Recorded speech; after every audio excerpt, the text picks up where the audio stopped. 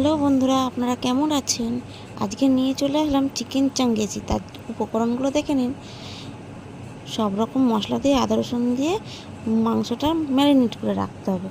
তারপরে ম্যারিনেট করে ঢাকা দিয়ে রেখে দিয়ে একটু ভেজে নিতে হবে। আর মশলাটাও সাথে করে নিতে হবে, নিয়ে বাটতে হবে। এই দেখুন, তাওয়া গরম হয়ে গেছে, চিকেনগুলো সব ভেজে নিলাম।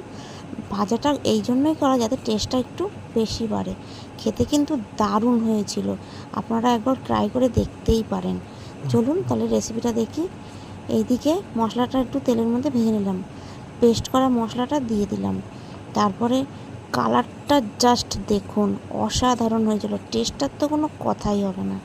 আমার ভিডিও ভালো লাগলে অবশ্যই লাইক শেয়ার সাবস্ক্রাইবটা করবেন। আমার ভিডিওর আরও অনেক আসতে চলেছে, সেইগুলো লক্ষ্য রাখবেন। দেখুন কেমনভাবে করলাম, আর একবার ঘরে অবশ্যই করবেন, খুবই ভালো।